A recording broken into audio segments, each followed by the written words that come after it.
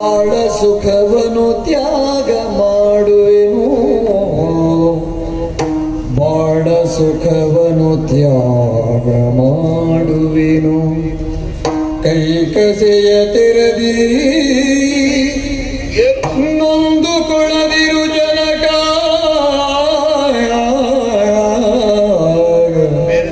ಜನಕ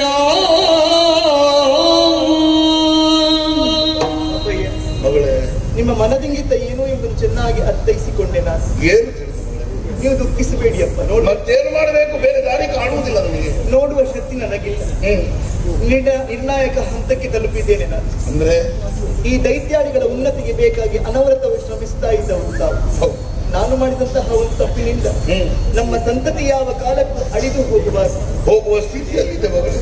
ಹರ ಮುನಿದರೆ ಗುರುಗಳು ಕಾಯುತ್ತಾರೆ. ಗುರುಗಳೇ ಮುನಿದರೆ ಕಾಯುವವರು ಯಾರಿದ್ದಾರೆ ಹೇಳಿ? ಮೂರು ಮೂರ್ತಿಗಳಂದ್ರೂ ಅಸಾಧ್ಯ. ಹೌದು ತಾನೆ ಅಪ್ಪ. ಈ ಹಿಂದೆ ದದೀಚಿ ಮಹರ್ಷಿಗಳು ದೇವತೆಗಳ ಉದ್ಧಾರಕ್ಕೆ ಬೇಕಾಗಿ ತಮ್ಮ ಪ್ರಾಣವನ್ನೇ ತ್ಯಾಗ ಮಾಡಿದ್ರಂತಪ್ಪ. ಅವರ ಬೆನ್ನೆಲುಬಿನಿಂದಲೇ ವಜ್ರಾಯುಧ ನಿರ್ಮಾಣವಾದದ್ದಲ್ವೇ? ಆ ಮುಖೇನವಾಗಿ ವೃತ್ರಾಸುರನ ವಧೆ ಆಯಿತಂತೆ. ಅದನ್ನೇ ಹೇಳುವುದಪ್ಪ ಔದಾರ್ಯ ಅಂತ. ಮಾತೆಯಾದಂತಹ ಕೈಕಸ ದೇವಿ ತನಗೆ ಬೇಕು ಅಂತಲ್ಲ, ತನ್ನ ಕುಲದ ಏಳಿಗೆಗೆ ಬೇಕಾಗಿ ವಿಷ್ಣುವಸುಗಳ ಸೇವೆಯನ್ನು ಮಾಡಿತು. ಆ ಮುಖೇನವಾಗಿ ಸಂತಾನವನ್ನು ಪಡೆದ್ರಪ್ಪ. ಸತ್ಯ. ಅದನ್ನೇ ಹೇಳುವುದು ತ್ಯಾಗ ಅಂತ. ನಾನು ಹಾಗೆ ನಮ್ಮ ದೈತ್ಯಾಳಿಗಳ ಉಳಿವಿಗೆ ಬೇಕಾಗಿ ನನ್ನ ಸರ್ವ ಸುಖವನ್ನು ತ್ಯಾಗ ಮಾಡುತ್ತೇನೆ. ನಿನಗೆ ಮದುವೆ ಮಾಡುವುದು? ಮದುವೆ ಪ್ರಾಯಕ್ಕೆ ಬಂದವಳು ನಾನು. ಹೌದು. ಆಸೆಗಳಿವೆ ಅಂತ ಕೇಳಬಹುದು. ನನ್ನ ಆಸೆಗಳೆಲ್ಲ ಕಮರಿ ಕರಟಿ ಹೋಯಿತಪ್ಪ. ನಾನು ಚರಣದಾಸಿಯಾಗಿ ನಾನು ಹೋಗ್ತೇನೆ, ನೀವು ದುಃಖಿಸಬೇಕು ಮಗಳೇ. ಅಪ್ಪ, ಕುರುಜಾಂಗವನ್ನು ಉದ್ಧರಿಸುವುದಕ್ಕಾಗಿ, ರಕ್ಕಸರ ಏಳಿಗೆಗಾಗಿ ನೀನು ದೇವಯಾನಿಯ ಚರಣದಾಸಿಯಾಗಿದ್ದೀಯ ಮಗಳೇ. ನಾನು ಸಂತೋಷವಾಗಿ. ಸರಿ, ನನ್ನಷ್ಟು ಭಾಗ್ಯಶಾಲಿ ಅಪ್ಪ ಮತ್ತೊಬ್ಬರಿರುವುದಕ್ಕಿಲ್ಲ. ಹೋಗೋಣ ಗುರುಗಳವರೇ, ಹೋಗೋಣ.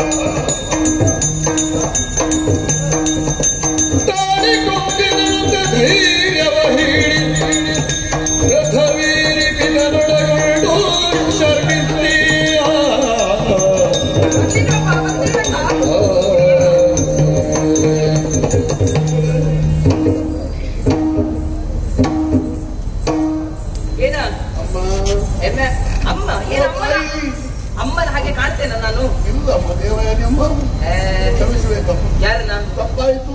ಯಾರು ತಪ್ಪು ಮಾಡಿದ್ದು? ಮಗಳು ಮಾಡಿದಂತಹ ತಪ್ಪಿಗೆ ನಾನು ಕ್ಷಮೆ ಕೇಳ್ತಾ ಇದ್ದೇನೆ. ನೀನ ಅವಳ ಪರವಾಗಿ ನೀನು ಕೇಳುವುದು? ಹೌದಮ್ಮ. ಅಪ್ಪ ಅದಾಗುವುದಿಲ್ಲ. ಯಾರು ತಪ್ಪು ಮಾಡಿರ್ತಾರೋ ಅವರೇ ಕ್ಷಮೆಯನ್ನು ಕೇಳಬೇಕು. ಒಬ್ಬರ ಪರವಾಗಿ ಇನ್ನೊಬ್ಬರು ಬರ್ಲಿಕ್ಕಿಲ್ಲ ನಮ್ಮಲ್ಲಿ. ಗುರುಜಿಯರಿಗದೆ ಬಂದೆ ಸುಖ ಪೇಳಿದಳು ಧೈರ್ಯದೇ ಅಂದು ನಡೆದು ಮರೆತು ಮುರಿಯುವ ಇಂದು ನೀನು ಗೆಳತಿ.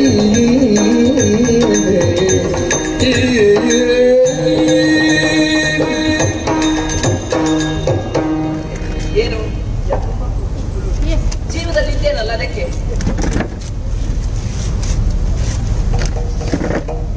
ಇದ್ದದ ನಿನ್ನದು ಹೀಗೆ ಹಾಲು ಹಾಲು ನೀರು ಸರಿಯಾದ ಪ್ರಮಾಣದಲ್ಲಿ ಎರಕ ಇದ್ರೆ ತೊಂದರೆ ಇಲ್ವೇ? ಒಂದಿಷ್ಟು ಹಾಲಿಗೆ ಒಂದಿಷ್ಟು ನೀರು ಹಾಕುವುದಲ್ಲ. ಸಣ್ಣ ಸೀರೆಯ ಪ್ರಕರಣ. ಎಂತದ್ದು ಸೀರೆ ಸಣ್ಣದಾ? ಸೀರೆ ಸಣ್ಣದು ಅಂತ ಹೇಳಿದ್ದಾರೆ. ಸಣ್ಣ ವಿಚಾರ ಅಂತ ಹೇಳಿದ್ದಾರೆ. ಹೀಗಾಗಬಾರ್ದಿತ್ತು ಅಂತ ಹೇಳಬಹುದು ವಿನಃ ಮತ್ತೆ ಹೀಗಾಗಬಹುದಿತ್ತು ಅಂತ ಹೇಳುವುದಕ್ಕೆ ನಾವಲ್ಲ. ಮರೆಯ ಮಹಾತೀತದಲ್ಲಿ ಹೇಳಬೇಕು. ನಾನು ಮಾಡಿದಂತಹ ತಪ್ಪಿನ ಅರಿವಾಯಿತು. ಈಗ ಕ್ಷಮೆ ಕೇಳ್ತಾ ಇದ್ದೇನೆ. ತಲೆ ಜೋಡಿಸಿದ್ದೆ, ಬೆನ್ನು ಬಾಗಿಸಿದ್ದೆ, ತಲೆ ಬಾಗಿಸಿದ್ದೆ, ಕಾಲನ್ನು ಕೇಳ್ತಾ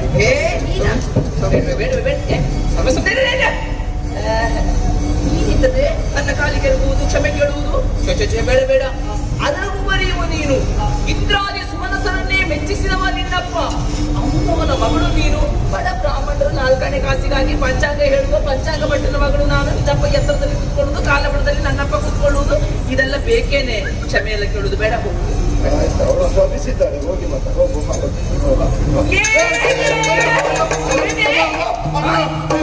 ಏನು ಯಾಕೆ ಕಿವಿದಲ್ವಾ? ಅವನು ಕಿವಿ ಅವಳದಾದ್ರೆ ನಮ್ಮ ಕರುಳ ಕುಡಿಯಲ್ವ?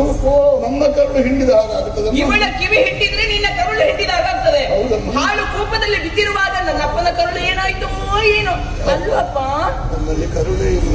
ನೋಡಿದ್ರ ಆವತ್ತೇ ಕರಗಿದ್ದಂತೆ. ಹಾ ಬಿಡ್ಬೇಕು. ಅಯ್ಯೋ ಹೊಡಿಬೇಡಮ್ಮ. ಅಯ್ಯೋ ದೇವರೇ. ಗೊತ್ತುಂಟಲ್ಲ, ದಾಸಿಯಾಗಿ ಬರಬೇಕು. ನನ್ನನ್ನು ಹಾಳು ಕೂಪಕ್ಕೆ ತಳ್ಳಿ ಸತ್ತಿದ್ದಾಳ ಬದುಕಿದ್ದಾಳ ಅಂತ ಒಮ್ಮೆ ಬಂದು ಇಡಕ್ಕೆ ನೋಡಿದ್ದೇನೆ ನೀನು. ಸಮಯ ಸಂದರ್ಭ ಹಾಗಿತ್ತು. ಏನಿತ್ತು? ಭಯಗೊಂಡು ಓಡಿಬಿಡಲು ಹೌದಿಲ್ಲ. ನಿನಗೆ ತಳ್ಳುವಾಗ ದೂಡುವಾಗ ಭಯ ಇಲ್ಲ. ನಿನಗೆ ಹಾಳು ಕೂಪದಲ್ಲಿ ಬಿದ್ದದ್ದು ನೋಡಿ ಭಯ ನಿನಗಲ್ವಾ? ದಾಸಿಯಾಗಿ ಬರಬೇಕು. ಎಲ್ಲ ಕೆಲಸವನ್ನು ನೀನೇ ಮಾಡಬೇಕು. ಅಡುಗೆ ಮಾಡಬೇಕು, ಪಾತ್ರೆ ತೊಳಬೇಕು, ಕಸ ಗುಡಿಸಬೇಕು, ಬಟ್ಟೆ ತೊಳಿಬೇಕು, ಅಡುಗೆ ಮಾಡಬೇಕು, ಎಲ್ಲ ಕೆಲಸ ನೀನೇ ಮಾಡಬೇಕು. ಆಗಲಮ್ಮ. ಅಮ್ಮ ಏನು ಅಡುಗೆ ಒಂದು ನಾನು ಮಾಡ್ತೇನೆ. ಎಂತದ್ದು ನೀನು ಚಟ್ನಿ ಮಾಡಿ. ನೀನು ಮಾಡಿದ ಅಡಿಗೆಯನ್ನು ತಿನ್ನುವುದ್ಯಾನ? ಮದುವೆಯಾಗಿ ನಾನು ಗಂಡನ ಮನೆಗೆ ಹೋಗ್ತೇನೆ. ನಾನು ಹೋಗುವಾಗ ನನ್ನ ಹಿಂದೆ ನೀನು ದಾಸಿಯಾಗಿ ಬರಬೇಕು. ನೀವು ಹೋದ್ಮೇಲೆ ಕಲ್ಕೊಂಡ ಎಂತದ್ದು? ನಾನು ಲೋಕ ಬಿಟ್ಟು ಹೋಗುದಲ್ಲ, ಹಾಗಲ್ಲ. ಮದುವೆಯಾಗಿ ಗಂಡನ ಮನೆಗೆ ಹೋಗುದು. ಹೌದಾ? ಇನ್ನು ಒಳ ಸುತ್ತಿನ ಮಾತು ನನ್ನಲ್ಲಿ ಬೇಡ, ಆಯ್ತಾ? ಓಕೆ, ಹೋಗ್ತಾ ಇರ್ಬೇಕು, ಹೋಗು. ಅಪ್ಪ, ಒಂದು ಅಪ್ಪ ಮಗಳ ಜೋಡಿಯನ್ನು ನೋಡಿದ್ರೆ ನೀವು? ನಮ್ಮ ಹಾಗೆ. ಎಂತದ್ದು ನಮ್ಮ ಹಾಗೆ? ನಾವು ಅಪ್ಪ ಮಗ. ಅವರ ಹಾಗ ನಾವ? ಇವ್ರ ಜೊತೆಲೆಲ್ಲ ಹೇಗೆ ಕಾಲ ಮಾಡ್ತೀರೋ ಏನೋ ನೀನು. ನಿನ್ನ ಜೊತೆಯಲ್ಲೇ ಕಾಲ ಕಳೆಯುತ್ತೇನೆ ಮಗ. ಅಪ್ಪ, ಕಷ್ಟ ಇದ್ರೆ ಮರೀತೇನಲ್ಲ. ಹಾಗೆ ಸರಿಯಾದಂತ ಶಿಕ್ಷೆಯನ್ನು ಕೊಟ್ಟಿದ್ದೇನೆ, ಅನುಭವಿಸಬೇಕು ಅವಳು. ಬೇಕಿತ್ತು ಮಗ. ಯಾಕೆ? ಹೆಣ್ಣಿಗೆ ಹೆಣ್ಣೆ ಶತ್ರು ಅನ್ನುವುದನ್ನು ಪ್ರಪಂಚಕ್ಕೆ ನೀನು ತೋರಿಸಿಬಿಟ್ಟ ಹಾಗಾಯಿತು. ಹೇಗಪ್ಪ ಅದು? ಮನುಷ್ಯರಾಗಿ ಹುಟ್ಟಿದ ಮೇಲೆ ಜೀವನದಲ್ಲಿ ತಪ್ಪುಗಳು ಯಾವತ್ತೂ ಬರ್ತದೆ ಮಗ. ತಪ್ಪು ಮಾಡಿದವರನ್ನು ಮನ್ನಿಸುವುದೇ ಹೃದಯ ಶ್ರೀಮಂತಿಗೆ ಇದ್ದ ಹೆಣ್ಣಿಗೆ ಲಕ್ಷಣ. ಅಪ್ಪ, ಮನ್ನಿಸುತ್ತಾ ನಾವು ಹೋದ್ರೆ ಅವರು ತಪ್ಪು ಮಾಡ್ತಾ ಇರ್ತಾರೆ. ತಪ್ಪು ಮಾಡಿದವರು ಅರಿವಿಗೆ ಬರಬೇಕಾದ್ರೆ ಅವರು ಶಿಕ್ಷೆಯನ್ನು ಅನುಭವಿಸಲೇಬೇಕು. ಅದು ಇಷ್ಟು ದೊಡ್ಡ ಶಿಕ್ಷೆ ಬೇಕು ಮಗ. ನಿಮಗೆ ಮನಸ್ಸಿಲ್ವಾ? ನೀವು ಮನಸ್ಸಿಲ್ವಾ? ನೀನೇನನ್ನು ಹೇಳಿದ್ರು ಇಲ್ಲ, ಒಳ್ಳೆ ಅರ್ಥವನ್ನಲ್ಲ. ನಿನ್ನ ಪ್ರೀತಿಗಿತ್ತು ಕೈಗೊಂಬೆಯಾಗಿ ನಾನು ಇಷ್ಟೆಲ್ಲ ಮಾಡಿದ್ದೇನೆ. ಇದು ಮಗ, ನೀನಿಗೆ ದೂಡಿ ಹಾಕಿದ್ರು ಅಂತ ಹೇಳಿ ಮೇಲೆ ಎತ್ತಿದ್ದು ಯಾರು ಅಂತ ಹೇಳಲೇ ಇಲ್ಲ. ಪ್ರತಿಷ್ಠಾನದ ಮಹಾರಾಜ ಯಯಾತಿ ಮಹಾರಾಜ. ಹೌದು, ಕಾಪಾಡಿದಂತ ಅವನಲ್ಲಿ ಕೇಳಿದ್ದೇನೆ ನೀನೇ ನನ್ನನ್ನು ಮದುವೆ ಆಗ್ಬೇಕು ಅಂತ. ಆಗ ಅವನಿಗೆ ಭಯ ಅಂತೆ ಅಪ್ಪ. ಯಾರು? ನಿಮ್ಮ. ಅವನಿಗೆ ನನ್ನ ಭಯ ಉಂಟು. ಅಂದ್ರೆ ಹೌದೌದು. ಅಪ್ಪನನ್ನು ನಾನು ಒಪ್ಪಿಸ್ತೇನೆ, ಅಪ್ಪ ಏನು ಹೇಳಿದ್ರು ಆಗುವುದಿಲ್ಲ ಅಂತ ಹೇಳುವುದಿಲ್ಲ ಅಂತ ಹೇಳಿದ್ದೇನೆ. ಅಪ್ಪ, ನೀವು ಒಪ್ತಿರಲ್ಲ? ಒಪ್ಪದಿದ್ರೆ ನಾನು ಬದುಕಬೇಕಲ್ಲ. ನಾನು ಯಾವತ್ತಾದ್ರೂ ಇಲ್ಲ ಅಂತಿದ್ದೇವೆ. ನಾನು ಖಂಡಿತವಾಗಿಯೂ ಮದುವೆ ಮಾಡಿ ಕೊಡ್ತೇನೆ. ಆದ್ರೆ ಒಂದು ಮಾತು ಚೆನ್ನಾಗಿ ನೆನಪಿಟ್ಟುಕೊಳ್ಳ. ಹೆಣ್ಣಿನ ಜೀವನ ಪ್ರಾರಂಭವಾಗುವುದು ಮದುವೆಯ ಚಪ್ಪರದಿಂದ. ಮದುವೆಗೆ ಮೊದಲಿನವಳ ಜೀವನವಲ್ಲ ಕಂದ. ಇದುವರೆಗೆ ನಿನ್ನನ್ನು ಮುದ್ದಿನಿಂದ ಸಾಕಿದ್ದೇನೆ. ನಿನ್ನ ಬೇಡಿಕೆಗಳನ್ನು ನಾನು ಈಡೇರಿಸಿದ್ದೇನೆ. ನಾಳೆ ಮದುವೆಯಾಗಿ ನೀನು ಪ್ರತಿಷ್ಠಾನಕ್ಕೆ ತೆರಳಿದ ಮೇಲೆ ಅಲ್ಲಿ ನಿನ್ನ ಬೇಡಿಕೆಯನ್ನು ಈಡೇರಿಸಿ ಕೊಡುವುದಕ್ಕೆ ನಿನ್ನ ಅಪ್ಪ ಅಲ್ಲಿ ಇರುವುದಿಲ್ಲ. ಆ ಮನೆಯನ್ನು ಸೇರಿದ ಮೇಲೆ ನಿನ್ನದಾದಂತಹ ಸ್ವಾಭಿಮಾನವೋ ಹಠವೋ ಇದನ್ನು ಬದಿಗಿರಿಸಿ ಗಂಡನಿಗೆ ಸರಿಯಾದ ಹೆಂಡತಿಯಾಗು. ಅವನ ಸಾಮ್ರಾಜ್ಯಕ್ಕೆ ನೀನು ಸಾಮ್ರಾಜ್ಞಿ ಆಗಬೇಡ. ಹೃದಯ ಸಾಮ್ರಾಜ್ಯಕ್ಕೆ ಸಾಮ್ರಾಜ್ಞಿ ಆಗು. ಯಾವುದೇ ಕಾಲಕ್ಕೂ ಹೆಣ್ಣು ಏನು ಅನ್ನೋದು ಶುಕ್ರನಂದನೆ ಅನ್ನೋ ಹಾಗೆ ಎತ್ತಿ ತೋರಿಸುತ್ತ. ನಿಮ್ಮ ಹೆಸರನ್ನು ಎಷ್ಟು ಎತ್ತರದಲ್ಲಿ ಇರಿಸ್ತೇನೆ ನೋಡಿ ಮಾತ್ರ. ಆಗ್ಲಿ ಮಗ, ನೀನಿಲ್ಲದಂತ ಈ ಆಶ್ರಮ ನನಗೆ ಬೇಡ ಮಗ. ನಾನು ಗುರುಜಾಂಗುಲದಲ್ಲಿ ನಿಲ್ಲುವುದಿಲ್ಲ. ನಾನು ತಪಸ್ಸಿಗಾಗಿ ಹೋಗ್ತೇನೆ. ದಿನದಿಂದ ದಿನಕ್ಕೆ ಅವನಂದಿಯ ಪಥವನ್ನು ಕಾಣುವಂತಹ ದಾನವರನ್ನು ಉದ್ಧರಿಸಬೇಕಾದ್ದು ನನ್ನ ಕರ್ತವ್ಯ. ಅದಕ್ಕಾಗಿ ತಪಸ್ಸಿಗೆ ಹೋಗ್ತೇನೆ ಮಗ. ಅಪ್ಪ, ಹೇಗೋ ಮದುವೆ ಮಾಡಿಸಿ ಕೊಡ್ತೀರಿ. ಒಮ್ಮೆ ನಮ್ಮ ಆಶ್ರಮಕ್ಕೆ ಅರಮನೆಗೆ ಬನ್ನಿ ಅಪ್ಪ. ನಾನಾಗಿ ಬರುವ ಹಾಗಾಗ್ಲಿ, ನೀನಾಗಿ ನನ್ನನ್ನು ಭರಿಸಬೇಡ. ಆದಿತಪ್ಪ, ಸರಿ.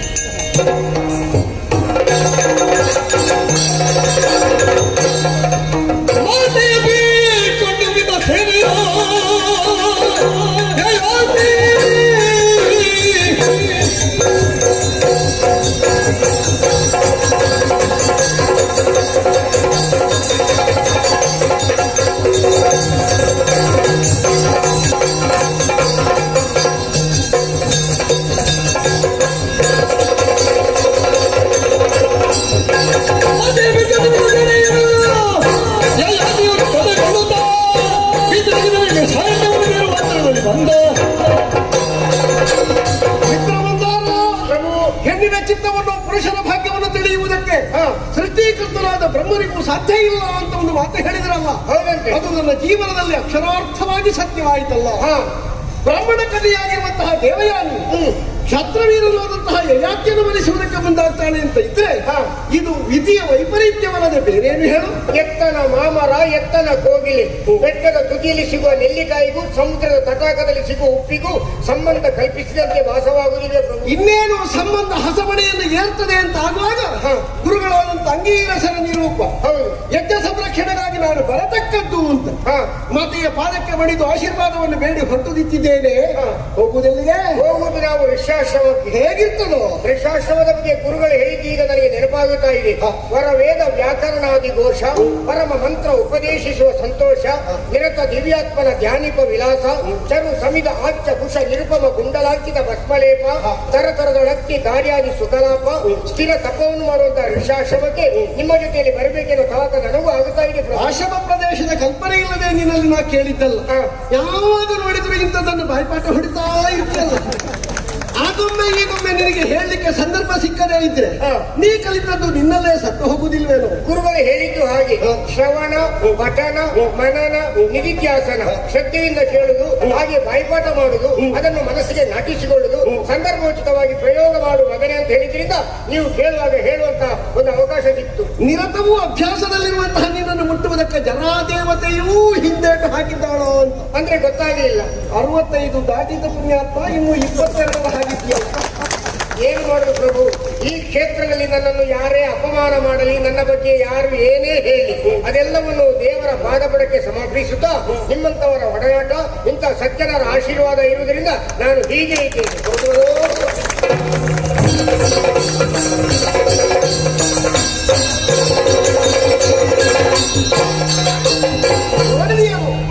ಪ್ರಶಾಂತವಾದ ವಾತಾವರಣವನ್ನು ಕಂಡಾಗ ಒಂದು ಕವಿ ಸಮಯ ನೆನಪಾಗ್ತದೆ. ಯಾವುದು? ಬಲವೆತ್ತ ಮೊದಲನ ಅರಮನೆಯೋ ವಸಂತನ ಬೀಡೋ, ಎಳೆ ಲತೆಗಳಿಕ್ಕೆ ನಾನಾ ಪೂಜದಾಗರಂ ತಳಿರ ತಾನಂ ಕುಸುಮ ಕುಲದ ನೆಲೆ, ಕೋಕಿಲಂಗಳ ಜಾವಳಿ ಗಿಳಿಗಳು ಓದುವ ಮಠ, ಅಲಿಗಳ ಆಡುಂಬಳರು, ಪುಳಿನ ಕೀರ್ತಿ ನವಿಲ ನಂದನ ಎನಿಪ ಈ ವನವನ್ನು ಕಂಡಾಗ ನನ್ನ ಹೃದಯ ತುಂಬಿ ಬಂತು ಮಾತ್ರ. 2 ವಾಕ್ಯವನ್ನು ಹೇಳಿ ಮುಂದರಿಸುವುದಕ್ಕೆ ಯಾಕೆ ಬಿಟ್ಟದ್ದು ಗೊತ್ತಾ ನಿನ್ನಲ್ಲಿ? ಯಾಕೆ?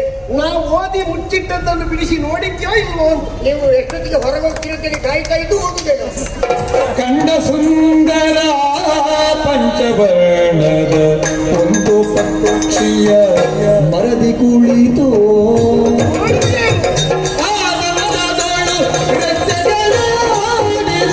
ಮುಂದುವರಿಯುವುದ ಕಂಡ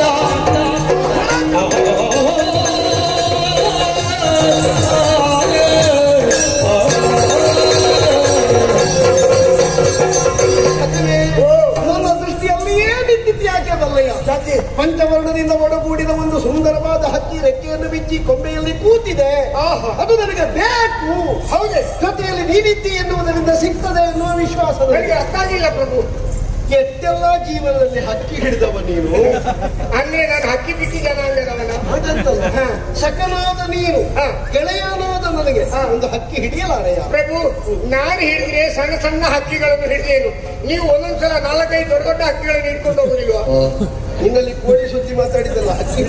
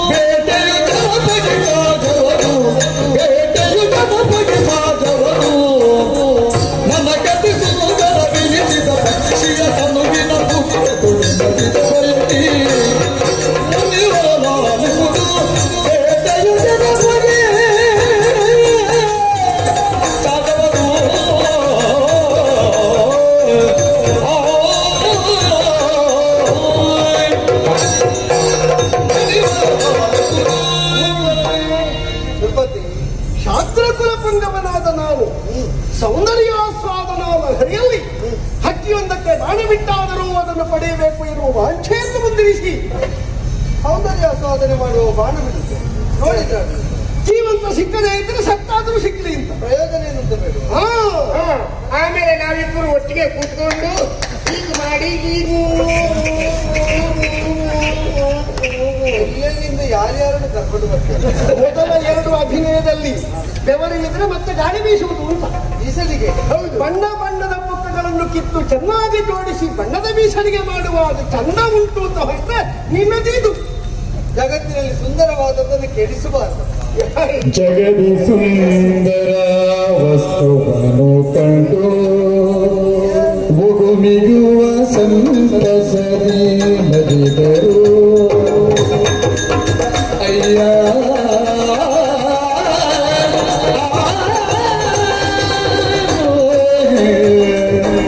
ಸುಗುಣವಾದರೆ ಪಡೆದು ಕೆಡಿಸುವ ಬಗೆಯೂ ಸಲ್ಲ. ಸುಗುಣವಾದರೆ ಪಡೆದು ಕೆಡಿಸುವ ಬಗೆಯೂ ಸಲ್ಲ. ಸುಂದರ ವಸ್ತುವ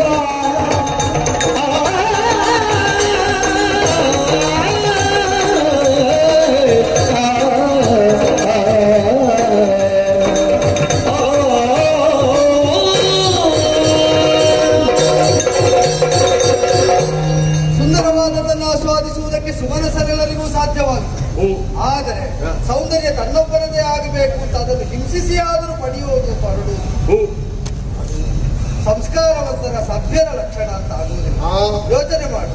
ಬೇಟೆಯಾಡಬೇಕಾದದ್ದು ಕ್ರೌರ್ಯ ವಿಜೃಂಭಿಸುವಲ್ಲಿ ಸಾಧುಗಳ ಆಶ್ರಮವಾದಂತಹ ಸಾಧುತ್ವವೇ ನೆಲೆಗೊಂಡಂತಹ ಈ ಮುನಿಗಳಂತವರ ಆಶ್ರಮದಲ್ಲಿ ಅಲ್ಲ.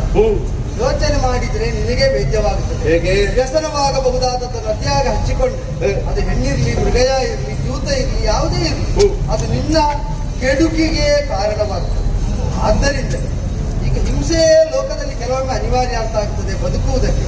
ಆದರೆ ಮಾಡುವಾಗ ಕಾರಣ ಅನಿವಾರ್ಯವಾದದ್ದರಿಂದ ಮಾಡಬಾರದನ್ನಾದ್ರೂ ಮಾಡ್ತಾ ಇದ್ದೇನೆ ಅಂತ ಪ್ರಜ್ಞೆ ಇಲ್ಲದಿದ್ದರೆ ಅವ ಮನುಷ್ಯನೋ ರಾಕ್ಷಸನೋ ಅಂತ ಮತ್ತೆ ಆತ್ಮಶೋಧನೆ ಮಾಡಿಕೊಳ್ಳಬೇಕಾಗ್ತದೆ. ಆದ್ದರಿಂದ ಋಷ್ಯಾಶ್ರಮ ಇದು ಸ್ವಭಾವಜನ್ಯವಾದ ವೈರವನ್ನೇ ಬಿಟ್ಟಂತಹ ಖಗಮೃಗಗಳಿರುವಲ್ಲಿ ಸಂಸ್ಕಾರ ಪರಿಪೂರ್ಣನಾದಂತಹ ನೃಪತಿಯೊಬ್ಬನಿಗೆ ಅನುಚಿತವಾದ ಹಿಂಸೆ ಶೋಭೆ ಅಂತ ಕಾಣುವುದಿಲ್ಲ. ಕೆಳಗಿಂಸ ಇದೇನು ಪ್ರಭು, ಎಂತೆಂಥ ಕೂಟದಲ್ಲಿ ಎಂತೆಂಥವರ ಮುಂದೆ ತಮ್ಮ ಸ್ವರ ಗಾಂಭೀರ್ಯದಿಂದ ವಾದ ವಿವಾದದಲ್ಲಿ ಅವರನ್ನು ಸೋಲಿಸಲಿಕ್ಕೆ ಪ್ರಯತ್ನ ಪಟ್ಟ ನೀವು ಇವರ ಮುಂದೆ ಮೌನವಾಗುತ್ತಿದ್ದೀರಲ್ಲ, ಹೇಗೆ ಪ್ರಭು? ಸೋತು ಗೆಲ್ಲುವ ಪ್ರಭೋ ನೃಪತಿ ಮಾತೇ ಬಾಣವಾಗಿ ನಾನು ಚುಚ್ಚಿದ್ದರು. ನೀನು ಯಾರಯ್ಯ? ಪರಿಚಯವೇ ಬೇಕು ಅಂತ ಆದರೆ ಈ ಆಶ್ರಮದ ಅಧಿಪತಿಯಾದ ಅಂಗಿರಸ ಮಹರ್ಷಿಗಳು ನನ್ನ ಅಜ್ಜ. ಅಂದ್ರೆ ಬೃಹಸ್ಪತಿ ಕುಮಾರನ ನಿನ್ನ ಹೆಸರು? ಶುಕ್ರ ಶಿಷ್ಯರಾದ ನನ್ನ ಹೆಸರು ಕಚ.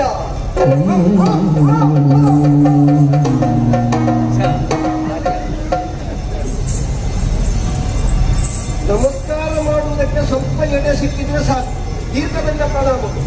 ಪ್ರಣಾಮ ಮಾತ್ರ ಮಾಡಿದ್ರೆ ಆಶೀರ್ವಾದ ಮಾಡಬಹುದಿತ್ತು, ಅಲ್ಲಿಯೂ ಅಲುಗಾಡಿಸುವುದಕ್ಕೆ ನೋಡಿದ್ದೆ. ಯಾಕಂದ್ರೆ ತೀರ್ಮಾನ ಅಂತ ಹೇಳುವಾಗ ನಿಮ್ಮ ಕಾಲು ಎಲ್ಲಿ ಉಂಟು ಅಂತ ಹುಡುಕಿದ್ರೆ ಈ ಮಾತೇ ಇಲ್ಲ. ಅಲುಗಾಡುವುದಕ್ಕೆಲ್ಲ ನಮಸ್ಕಾರ ಮಾಡಬಾರದು. ನಮಸ್ಕಾರ ಮಾಡಿದ ಮೇಲೆ ಅಲುಗಿಸುವುದಕ್ಕೆ ನೋಡಬಾರದು.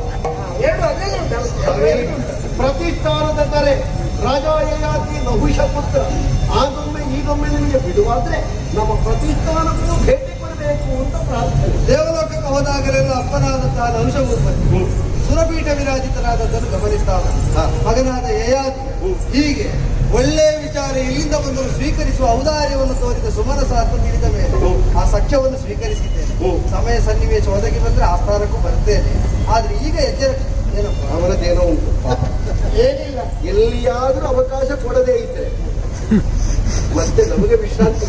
ಲೋಕಕ್ಕೆ ಅವಕಾಶ ಕೊಡುವ ರಾಜ ಅನ್ನೋ ಪ್ರಭು ನಮ್ಮ ಹತ್ರ ಬೇರೆ ಏನು ಹೇಳಲಿಕ್ಕಿಲ್ಲ. ಆದ್ರೆ ಒಂದು ವಿಷಯ ಹೇಳ್ತೇನೆ, ನಮ್ಮಿಂದ ಏನೋ ಒಂದು ಅಚಾತುರ್ಯಲ್ಲಿ ನಡೀತಿತ್ತು, ತಕ್ಷಣ ನೀವು ಅದರ ಬಂದು ನಿಲ್ಲಿಸಿದ್ದೀರಿ. ನಮ್ಮ ತಪ್ಪನ್ನು ನಮ್ಮ ಕಣ್ಣ ಮುಂದೆ ಹೇಳಿ ನಮಗೆ ನೀವು ಆತ್ಮೀಯರಾಗಿ ಹೋದ್ರಿ. ಕೆಲವರು ನಾವು ತಪ್ಪು ಮಾಡದಿದ್ರು ತಪ್ಪು ಮಾಡಿದ್ದಾರೆ ಅಂತ ಹೇಳಿ ಯಾರ್ಯಾರ ನಮ್ಮ ವಿಷಯವನ್ನು ಹೇಳಿ ನಿಂದಿಸಿ ನಮ್ಮ ಬದುಕನ್ನು ಚಿಂತೆ ಮಾಡುವ ಸ್ನೇಹಿತನಾದ್ರೂ ನಮಗೆ ಪರಮ ಶತ್ರುವಂತೆ. ಆ ಲೆಕ್ಕದಲ್ಲಿ ನಾವು ನಮಗೆ ಮಿತ್ರನಾಗಿ ಬಂದಿದ್ದೀರಿ. ಎಂಥ ಸಂದರ್ಭವನ್ನು ನಗುಮುಖದಿಂದ ನಿರಂತರವಾಗಿ ನಿರ್ಭೀತಿಯಿಂದ ನಿರಂತರವಾಗಿ ಮಾತಾಡುವಂತ ನಿಮ್ಮ ಆಗಿರುವಂತಹ ಆ ವಾಕ್ಶಕ್ತಿ ನನ್ನ ನಾಲಿಗೆಗೆ ಬರಲಿ ಅಂತೇಳಿ ಅನುಗ್ರಹಿಸಿ. ಮೇಲೆ ಇದ್ದದ್ದು ಹೆಚ್ಚು. ಆಗಲಿ ಅವನಿಗೆ ಅದು ಸಾಕು ಅಂತ ಕಾಣಲಿಲ್ಲ. ತಪ್ಪನ್ನು ಗುರುತಿಸಿ ಹೇಳುವವರನ್ನು ಇಷ್ಟಪಡುವರಿ, ಇಲ್ಲದನ್ನು ಆಡುವವರನ್ನು ದ್ವೇಷಿಸ್ತೀಯಲ್ವ? ಇಲ್ಲದನ್ನು ಆಡುವವರು ಯಾರಿದ್ದಾರೆ ಅವರನ್ನು ಗಮನಿಸುವುದೇ ತಪ್ಪು. ಅದನ್ನು ಮೊದಲು ಬಿಟ್ಟು ಮತ್ತೆ ವಾಗ್ಮಿ ಆಗ್ಬೇಕು ಅಂತ ಎಲ್ಲಿ ಎಷ್ಟು ಮಾತಾಡಬೇಕು ಎಂಬುದಕ್ಕಿಂತ ತಿಳಿದಿರಬೇಕು. ಅವರು ಎಲ್ಲಿ ಎಷ್ಟು ಮಾತಾಡಬಾರ್ದು ಅಂತ ತಿಳಿದಿರಬೇಕು. ನಾನು ಮಾಡ್ತಾ ಇರುವುದು ಅದನ್ನು. ನಿಮ್ಮ ಚಿದಂಬರ ರಹಸ್ಯವನ್ನು ನನಗೆ ಒಳಗೆ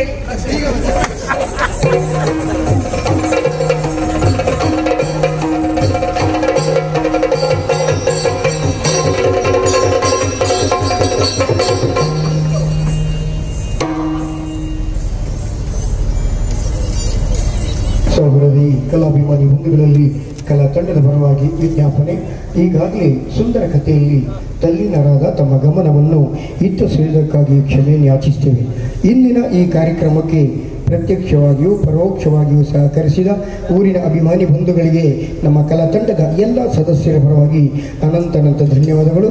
ಮತ್ತೆ ನಮ್ಮನ್ನು ಸುತ್ತುವರೆದಂಥ ಕೊರೋನಾದ ಈ ಮಹಾಮಾರಿಯ ಮಧ್ಯದಲ್ಲೂ ನಮಗೆ ಕಾರ್ಯಕ್ರಮವನ್ನು ನಡೆಸುವುದಕ್ಕೆ ಅವಕಾಶವನ್ನು ಮಾಡಿಕೊಟ್ಟು ನಮ್ಮನ್ನು ಇಲ್ಲಿಗೆ ಕರೆಸಿ ಈ ಅದ್ಧೂರಿಯ ಕಾರ್ಯಕ್ರಮ ನಡೆಸುವುದಕ್ಕೆ ವ್ಯವಸ್ಥೆಯನ್ನು ಮಾಡಿದಂಥ ಇಂದಿನ ಕಾರ್ಯಕ್ರಮದ ಪ್ರಾಯೋಜಕರಾದಂಥ ಪಿ ಸದಾಶಿವ ಐತಾಲ್ ವಕೀಲರು ಕೃಷ್ಣಾಪುರ, ಪ್ರತಾಪ್ ಭಂಡಾರಿ ಈಶ್ವರಕಟ್ಟೆ, ಮಾಂಡವಿ ಮೋಟರ್ಸ್ ಮತ್ತು ಶಶಿಧರ್ ಕಾರಂತ ಯಕ್ಷಮಿತ್ರರು ಮಾನ್ಯ ಇವರಿಗೆಲ್ಲರಿಗೂ ನಮ್ಮ ಮೇಳದ ಎಲ್ಲ ಸದಸ್ಯರ ಪರವಾಗಿ ಅನಂತ ಧನ್ಯವಾದಗಳು. ಅಲ್ಲದೆ ನಮಗೆ ಅವರಿಗೆ ಕೊಡಲಿಕ್ಕೆ ನಮ್ಮ ಹತ್ರ ಏನು ಇಲ್ಲದಿದ್ದರೂ ಎಲ್ಲರೂ ಒಟ್ಟು ಸೇರಿ ನಾವು ಅವರನ್ನು ಚಪ್ಪಾಳಿಯ ಮುಖಾಂತರ ಅವರಿಗೊಂದು ಅವರನ್ನು ಅಭಿನಂದಿಸುವ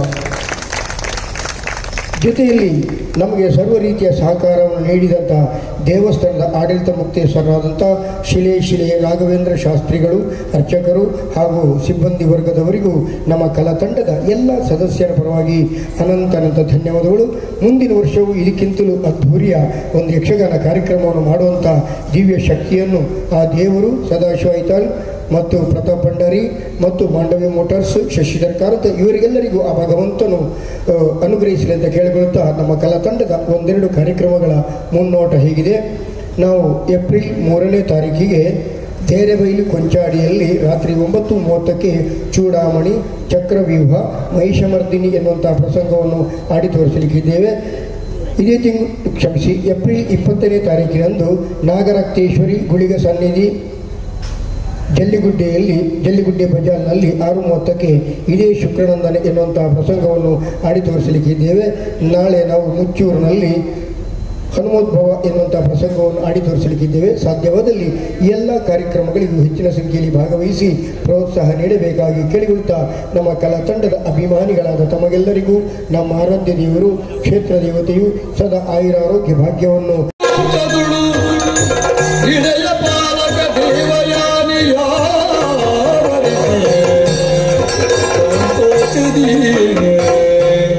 ನಾವು ಏನು ನಿಶ್ಚಯಿಸಿದ್ರು ಹಾಗೆ ನಡೆಯಬೇಕು ಅಂತ ಇಲ್ಲ. ಭಗವಂತ ಸಂಕರಿಸಿದ್ದನ್ನು ತಪ್ಪಿಸುವುದಕ್ಕೂ ಸಾಧ್ಯವಾಗುವುದಿಲ್ಲ. ನನ್ನ ಮತ್ತು ದೇವಯಾನಿಯ ವಿವಾಹ ಕಳೆದು ಬಹಳ ಸಮಯವೇ ಆಗಬೇಕಿತ್ತು. ಆದ್ರೆ ಆದದ್ದು ಒಂದು 4 ದಿವಸ ಆಯ್ತಷ್ಟೇ.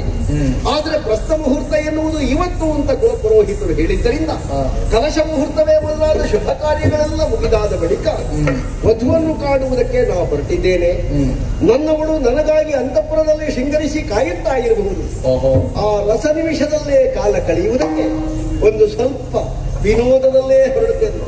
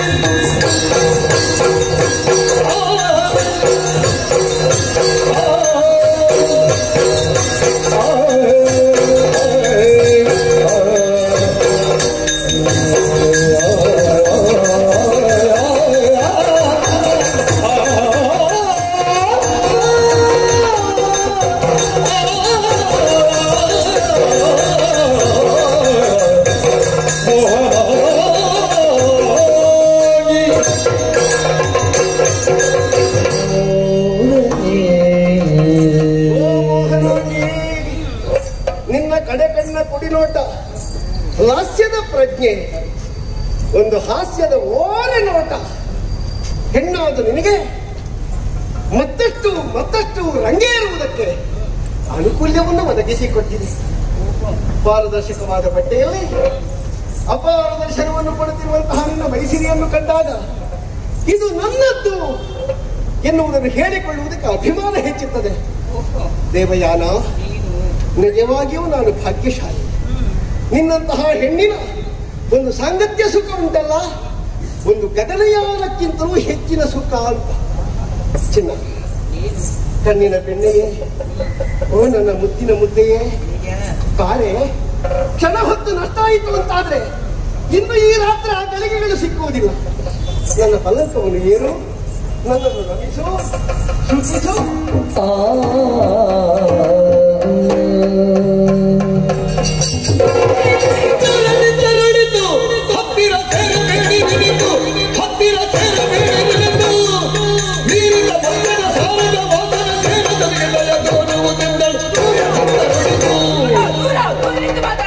ನನ್ನ ಹತ್ತಿರ ಬಂದ್ರೆ ಜಾಗ್ರತೆ, ಜತನ, ದೂರ ಹೋಗಿ, ದೂರ ಹೋಗಿ. ಬಾಯಸುತ್ತಿರಬೇಕು ಅಂತ ಆಕಳಿಸಿದ ಬಾಯಿಯೊಳಗಿನಿಂದ ಹೊರಗೆ ಚಾಕಲ್ಪಟ್ಟ ನಾಲಿಗೆ ತುದಿಗೆ ಕಾದ ಸೌಟು ತಾಗಿಸಿದ ಹಾಗೆ. ಯಾಕೆ ಚಿನ್ನ, ನಾನಿನ್ನ ಗಂಡನ ಮೇಲೆ ಕುಸ್ತಿ ಕೈ ಹಾಕಿ ನೋಡಿಬಿಟ್ಟೆಯಲ್ಲ. ಓಹೋ, ಯಾಕಂತ ನಿಮ್ಗೆ ಅರ್ಥ ಆಗ್ಲಿಲ್ಲ? ಏನು ಕುಡಿದು ಬಂದಿದ್ದೀರಾ? ನೀವು ಮಾಡಿದ್ರೆ ಸರಿಯಾಯ್ತು, ಸರಿಯಾ? ನೀತಿಗೆ ಎಡೆಯಿಲ್ಲ, ನಾನಾ ರೀತಿ ಕೊಡುಕನಲ್ಲ. ಮಾತು ಕೃತಿಗಳಿಗೆ ಸ್ಫೂರ್ತಿಯ ನೀಡುತ್ತ, ಮಾತು ಕೃತಿಗಳಿಗೆ ಸ್ಫೂರ್ತಿಯ ನೀಡುತ್ತ, ಕಾತುರ ಚಮಟಕ್ಕೆ ಈಟರ ತುಡಿದೆ. ನೀತಿಗೆ ಎಡೆಯಿಲ್ಲ, ನಾನಾ ರೀತಿ ಕೊಡುಕನಲ್ಲ. ರಮಣಿ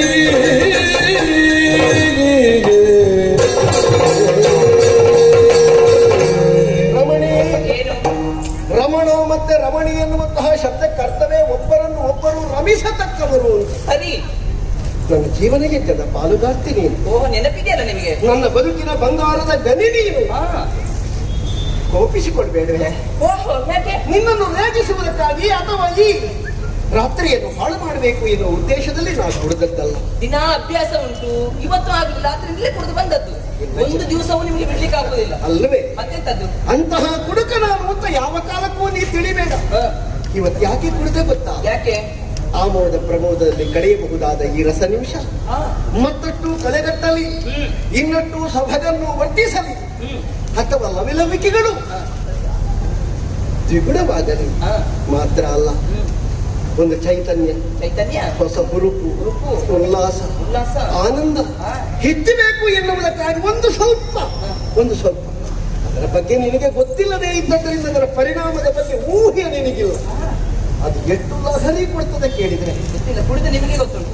ಇವತ್ತೊಂದು ಮನ್ನಿಸಿ ಈ ರಾತ್ರಿಯನ್ನು ಹಾಳು ಮಾಡಬೇಕು. ಮನ್ನಿಸಿ ನಿಮ್ಮ ಹತ್ತಿರ ಬರ್ತೇನೆ ಅಂತ ಭಾವಿಸಿಕೊಂಡ ಇಂದು ದೂರವಿರುವೆ ಕುಡಿಯದೆ ಬಂದರೆ ಬಳಿ ಬರುವೆ, ಕುಡಿಯದೆ ಬಂದರೆ ಬಳಿ ಬರುವೆ, ಹೊಂದಿಕೆಯಾಗಲ ಮುಂದೆ ಕುಡಿಯದಿರಿದೆ ಗಣನೆಯ ಜೊತೆ ಕುಡಿಯಲು.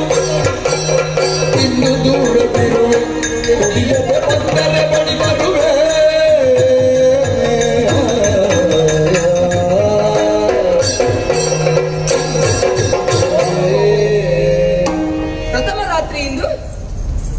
ವಾಸನೆಯ ಮೂಲಕವಾಗಿ ನೀವು ಕುಡಿದಿದ್ದೀರಿ ಎನ್ನುವುದು ಸ್ಪಷ್ಟವಾಯಿತು ನನಗೆ. ಕುಡ್ದತ್ತವತ್ತಲ್ಲ ನೀವು? ಏನ್ ನಾನು ಇವತ್ತಿಷ್ಟು ಕುಡ್ದದ್ದು ನನಗೆ ಅಭ್ಯಾಸ ಇಲ್ಲ. ಇವತ್ತೊಂದಿಷ್ಟು, ನಾಳೆ ಒಂದಿಷ್ಟು, ನಾಡಿದ್ದೊಂದಿಷ್ಟು, ಮತ್ತೊಮ್ಮೆ ಇಷ್ಟು, ಮತ್ತೊಮ್ಮೆ ಬರುವಾಗ ಕಂಠಪೂರ್ತಿ ಕುಡಿದು ಬರ್ತೀರಿ ನೀವು. ಇಲ್ಲ, ಇವತ್ತೊಂದು ಮನ್ನಿಸಿ. ಯಾಕೆ ನೋಡು, ಏನು ಅಸಮದಲ್ಲಿ ಸಮತೆಯನ್ನು, ವಿಷಮದಲ್ಲಿ ಮೈತ್ರಿಯನ್ನು, ಅಸಮಂಜಸದಿ ಸಮಂಜಸದ ಸೂತ್ರ ಮುಂದೆ ತೆಗೆಯುವುದೇ. ಕೈ ಮುಟ್ಬೇಡಿ ನೀವು, ಅದು ಗೊತ್ತುಂಟು ನಿಮಗೆ. ಕುಡಿದು ಬರಬಾರ್ದು ಅಂತ ಗೊತ್ತಿಲ್ಲ ನಿಮಗೆ. ನೀವು ಮಾಡಿದ್ದು ತಪ್ಪು ತಪ್ಪೇ, ನನಗಾಗುವುದಿಲ್ಲ. ನನಗೆ ಕುಡಿತದ ವಾಸನೆ ಅಂತ ಹೇಳಿದ್ರೆ ಆಗುವುದಿಲ್ಲ, ನನಗೆ ಕುಡುಕರನ್ನು ಕಂಡ್ರೆ ಆಗುವುದಿಲ್ಲ, ನನಗಾಗುವುದಿಲ್ಲ. ಬ್ರಾಹ್ಮಣ ಕನ್ಯೆ ನಾನು. ಬ್ರಾಹ್ಮಣ ಕನ್ಯೆ ಇವತ್ತಾದದ್ದಲ್ಲ ಅಲ್ಲ, ಕ್ಷತ್ರಿಯನಾದ ನನ್ನನ್ನು ವರಿಸುವಾಗಲೇ ನೀನು ಅದೇ ಹೋದಲ್ಲ. ಹೌದು, ಮೆಚ್ಚಿ ವರಿಸಿಯಾದ ಮೇಲೆ ಹೀಗೆಲ್ಲ ಹೇಳುವುದು ನನಗಾಗುವುದಿಲ್ಲ. ಅದ್ರ ವಾಸನೆ ಅಂತ ಹೇಳಿದ್ರೆ ನನಗಾಗುವುದಿಲ್ಲ. ನಿನಗೆ ಕುಡಿತದವರೊಟ್ಟಿಗೆ ಸಹವಾಸವೇ ಇಲ್ಲ. ಇಲ್ಲ, ಕುಡಿದವರನ್ನು ನೀನು ನೋಡ್ಲೇ ಇಲ್ವಾ? ನೋಡಿದ್ರೆ ನನಗಾಗುವುದಿಲ್ಲ. ನನ್ನಪ್ಪ ಸುದ್ದಿ ಬೇಡ ನಿಮಗೆ. ನನ್ನಪ್ಪ ಕುಡ್ದದ್ದು ಹೌದು. ಶಿಷ್ಯ ವ್ಯಾಮೋಹ, ಶಿಷ್ಯರೆಲ್ಲ ತಲೆ ಕೆಡಿಸಿ ನನ್ನಪ್ಪನಿಗೆ ಕುಡಿಸಿದ ಕಾರಣದಿಂದ ನನ್ನಪ್ಪ ಕುಡ್ದದ್ದು ಹೌದು. ನಾನು ಅವತ್ತು ಎಚ್ಚರಿಸಿದಾಗ ನನ್ನಪ್ಪ ಹೇಳಿದ್ದಾರೆ, ಇನ್ನು ಮುಂದೆ ಬ್ರಾಹ್ಮಣರು ಕುಡಿದರೆ ಅವರಿಗೆ ಬ್ರಹ್ಮಹತ್ಯಾ ದೋಷ ಬರಲಿ ಎನ್ನುವುದಾಗಿ. ನೋಡು, ಏನು ಆ ಪುಣ್ಯಾತ್ಮ ಶಾಪ ಕೊಡುವಾಗ ಎಂತ ಪಕ್ಷಪಾತ ಮಾಡಿ. ಯಾಕೆ? ಬ್ರಾಹ್ಮಣರು ಕುಡಿದ್ರೆ ಬರಲಿ ಬ್ರಹ್ಮಹತ್ಯ, ಯಾರು ಕುಡಿದ್ರು ಬರ್ಲಿ ಅಂತ ಹೇಳ್ತಿದ್ರೆ ಕುಡಿಲಿಕ್ಕಿತ್ತ. ಅವರು ಹಾಗೆ ಶಾಪ ಕೊಟ್ಟು ಏನು ಮಾಡಿದ್ರು ಗೊತ್ತಾ? ಏನಾಯ್ತು? ಬಾಕಿದ್ದವರು ಕುಡೀರಿ. ಅದಲ್ಲ, ನನಗೆ ಆಗುವುದಿಲ್ಲ. ನನಗೆ ಕುಡಿತವರನ್ನು ನೋಡಿದ್ರೆ ಆಗುವುದಿಲ್ಲ ನನಗೆ. ಪ್ರಥಮ ರಾತ್ರಿ ಸ್ವಾಮಿ, ನಮ್ಮನ್ನು ದಂಪತಿಗಳ ಜೀವನದಲ್ಲಿ ಅದೆಷ್ಟು ಹಗಲು ರಾತ್ರಿಗಳು ಕಳೆದು ಹೋಗಬಹುದು. ಪ್ರಥಮ ರಾತ್ರಿ ಅಂತ ಬರುವುದು ಒಂದೇ ದಿನ, ಜೀವನದ ಕೊನೆ ತನಕ ನೆನಪಿಟ್ಟುಕೊಳ್ಳುವಂತ ರಾತ್ರಿ ಅದು. ಅಂತ ರಾತ್ರಿ ನಾನು ಎಷ್ಟು ಆಸೆಯನ್ನು ಹೊತ್ತು, ಆಕಾಂಕ್ಷೆಗಳನ್ನು ಹೊತ್ತು ನಿಮ್ಮ ಬಳಿಗೆ ಬಂದ್ರೆ ಅದನ್ನೆಲ್ಲ ಹಾಳು ಮಾಡಿ ಬಿಟ್ರಲ್ಲ. ನಾನು ಕುಡಿದದ್ದು ನನಗೆ ಅಭ್ಯಾಸ ಇಲ್ಲ. ಚೈತನ್ಯಕ್ಕೆ, ನವ ಉತ್ಸಾಹಕ್ಕೆ, ಉಲ್ಲಾಸಕ್ಕೆ. ಎಂತದ್ದು ನೀವು ಗಂಡಸಲ್ವಾ? ನಿಮಗೆ ಕುಡಿದೇ ಇದ್ರೆ ಚೈತನ್ಯ ಇಲ್ವಾ? ಉತ್ಸಾಹ ಇಲ್ವಾ? ಆಗುದಿಲ್ವಾ ನಿಮ್ಗೆ? ಎಲ್ಲ ಹಾಳು ಮಾಡಿ ಬಿಟ್ರಲ್ಲ. ಮಾತಾಡಿದ್ರೆ ಜಾಗ್ರತೆ. ಕುಡಿದು ಬಂದ್ರೆ ನಿಮ್ಮ ಹತ್ತಿರ ನಾನು ಬರುವುದಿಲ್ಲ. ಯಾವತ್ತು ನೀವು ಕುಡಿಯದೇ ಬರ್ತೀರೋ ಆವತ್ತು ಮಾತ್ರ ನಿಮ್ಮ ಬಳಿ ಬರುವುದು.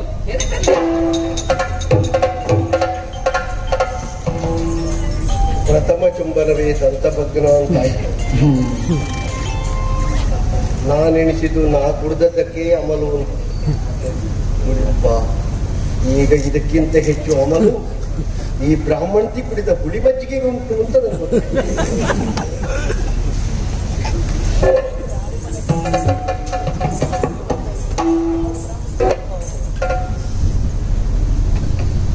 ಇವತ್ತಿನ ಮಟ್ಟಿಗೆ ನಮಗಿದೇ ಗತಿ.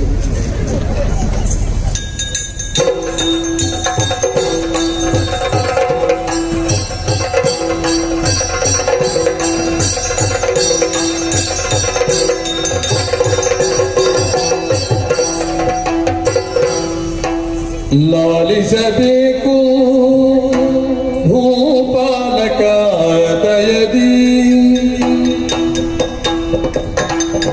ಬೇಡುವೆ ರಾಣಿಯ ತಿಥಿಯನ್ನು ಜವದಿ, ಕಾಣಾಗಿ ಬೇಡಿ ಮಜ್ಜನ ಪ್ರಸಾದನಗೆ, ಏಳನು ಚಿಂತೇನು ಆಗಿದೆ ಮನಕ್ಕೆ,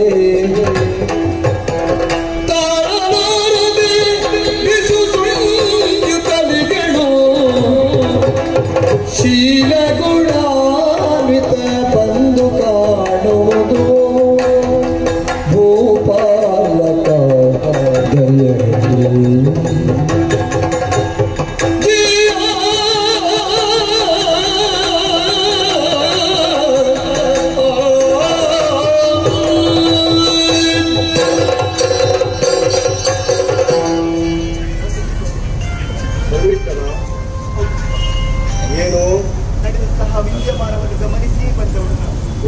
ಗೊತ್ತಾಯ್ತಾ?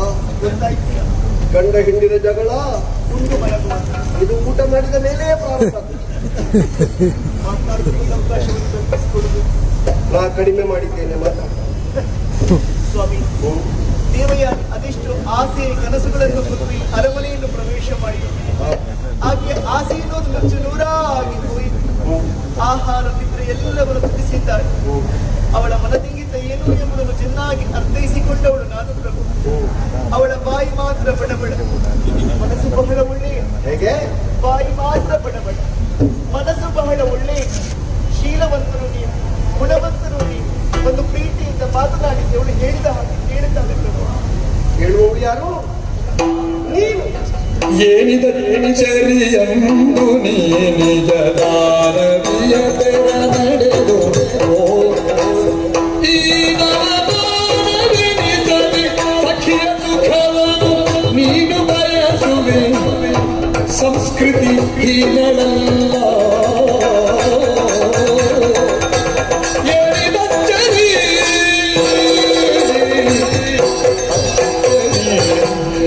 ಶರ್ಮಿಷ್ಠ, ರೂಢಿಯಲ್ಲೊಂದು ಮಾತು ಉಂಟು. ಭೂತದ ಬಾಯಿಯಲ್ಲಿ ವೇದ ಅಂತ. ಬರಬಾರ್ದಿದ್ದ ಬರಬಾರ್ದು ಅಂತಲ್ಲ, ಬಂತು ಯಾಕೆ ಅಂತ. ನೀ ರಕ್ಕಸನ ಮಗಳು, ದೇವಯಾನಿ ಜನ್ಮತಃ ಆಚಾರ್ಯ ಶುಕ್ರರ ಮಗಳು. ಅಲ್ಲಿ ಕ್ರೌರ್ಯ ಇದೆ, ಇಲ್ಲಿ ಶಾಂತರಸ ಇದೆ. ಅಯೋಮಯ, ನನ್ನ ಮೈಯನ್ನು ನಾನು ಚುಟ್ಟಬೇಕಾದ ಪರಿಸ್ಥಿತಿ. ನಾ ಎಚ್ಚರದಲ್ಲಿದ್ದೇನೆ ಅಂತ ನನಗೆ ಅರ್ಥ ಆಗ್ತದೆ, ಆದರೆ ಕೇಳುವುದನ್ನು ನಂಬುವುದಕ್ಕೆ ಸಾಧ್ಯವಾಗ್ತಾ ಇಲ್ಲ. ನಿನ್ನನ್ನು ಕಾಲಡಿಯ ಕಸಕ್ಕಿಂತ ಕಡೆಯಾಗಿಸಿದವಳು ದೇವಯಾನೆ. ಅವಳ ಮೇಲೆ ಆರೋಪ ಹೊರಿಸಬೇಡಿ ಪ್ರಭು. ನಿನ್ನ ಪ್ರಾರಬ್ಧವನ್ನು ಅನುಭವಿಸ್ತಾ ಇದ್ದೆ. ಅದು ನಿನ್ನ ದೊಡ್ಡ ಗುಣ ಶ್ರಮಿಷ್ಠ. ಪರರ ಬಗ್ಗೆ ಏನಿಲ್ಲದೆ ಇದ್ರೂ ಉಳಿಸಿಕೊಳ್ಳಬೇಕಾದ ಸ್ಥಿತಿಗತಿ ಕೆಲವೊಮ್ಮೆ ಬರ್ತದೆ. ಅಂತಲ್ಲಿ ನಿನ್ನಲ್ಲಿ ಸಮಾಧಾನ, ವಾತ್ಸಲ್ಯ, ಅನುಕಂಪ, ಅನುಭೂತಿ ಅವಳ ಬಗ್ಗೆ ನಿನಗೆ ಹೇಗೆ ಬಂತು ಈ ಸಹನಶೀಲತೆ? ನಿಮ್ಮ ಪ್ರಶ್ನೆ ಸ್ವಾಭಾವಿಕವಾಗಿ. ಹೇಳಿಕೊಳ್ಳುವುದಕ್ಕೆ ರಕ್ಕಸನ ಮಗಳು ನಾನು. ಆ ಕ್ರೌರ್ಯ ದೌಷ್ಟ್ಯವನ್ನು ಮೈಗೂಡಿಸಿಕೊಂಡು ಬರಲಿ. ಮತ್ತೆ ಕಾರಣ ಏನು ಬಲ್ಲಿರ? ಏನು? ಗುರುಮಠದಲ್ಲಿ ವಿದ್ಯಾರ್ಜನೆ ಮಾಡುವಂತಹ ಕಾಲಕ್ಕೆ ದೇವಗುರುಗಳ ಮಗನಾದಂತಹ ಗಜದೇವನ ಆಗಮನವಾಯಿತು. ಅವ ಹೇಳುತ್ತಾ ಇರುವಂತಹ ಮಾತುಗಳನ್ನೇ ಕೇಳುತ್ತಾ ಕೇಳುತ್ತಾ ಬೆಳೆದವಳು ನಾನು. ಅವ ಆಗಾಗ ಒಂದು ಮಾತು ಹೇಳುತ್ತಾ ಇದ್ದವನು. ಹೇಗೆ? ಈ ಪ್ರಪಂಚದಲ್ಲಿ ತ್ಯಾಗಕ್ಕಿಂತ ದೊಡ್ಡ ತಪಸ್ಸು ಯಾವುದೂ ಇಲ್ಲವಂತೆ. ದ್ವೇಷ ಎನ್ನುವಂತಹ ಸಂಕಲೆಗೆ ಕೊನೆ ಇಲ್ಲ ಪ್ರಭು. ಆಡುವುದಕ್ಕಿಂತ, ದಂಡಿಸುವುದಕ್ಕಿಂತ, ಶಿಕ್ಷಿಸುವುದಕ್ಕಿಂತ ಅನುನಯದಿಂದ ಓಲೈಸುವುದರಿಂದ ಇಡೀ ಪ್ರಪಂಚವನ್ನೇ ಗೆಲ್ಲುವುದು ಪ್ರೀತಿಗೆಂತಹ ಶಕ್ತಿ ಇದೆ ಎನ್ನುವ ಹಾಗೆ. ಸಾಧ್ಯವಿದ್ರೆ ಈ ಸೂತ್ರವನ್ನು ಅಳವಡಿಸಿಕೊಳ್ಳಿದ್ದಾವೆ. ಗಜದೇವರ ಅನುಗ್ರಹ, ಅಮೃತ ವಾಕ್ಯಗಳು ನಮ್ಮ ಬದುಕಿನಲ್ಲಿ ಸದಾ ಬೆನ್ನು ತಡ್ತಾ ಉಂಟು ಅಂತ ಅರ್ಥ ಆಗ್ತದೆ. ಆಗಲಿ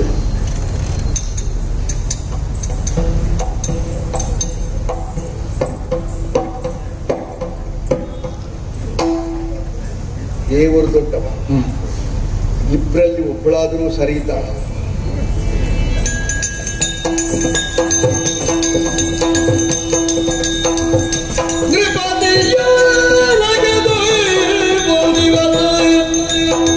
ಕಚನು ಐದರನು ಕಾಣುತ್ತಾನೆ.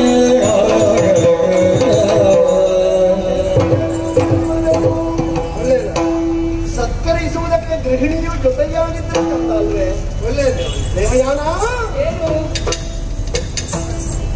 ಇವಳು ನನ್ನ ಜೀವನ ಯಜ್ಞದ ಪಾಲುಗಾರ್ತಿ, ನನ್ನ ಬದುಕಿನ ಸಂಗಾತಿ. ಇವಳು ಗಂಡನನ್ನು ಹೇಗೆ ನಡೆಸಬೇಕು ಎನ್ನುವುದು ಸಾಕು ಸಾಕು, ಬಂದವರನ್ನೆಲ್ಲ ಹೇಳುದು ಬೇಡ, ಸಾಕಾಯ್ತಾ?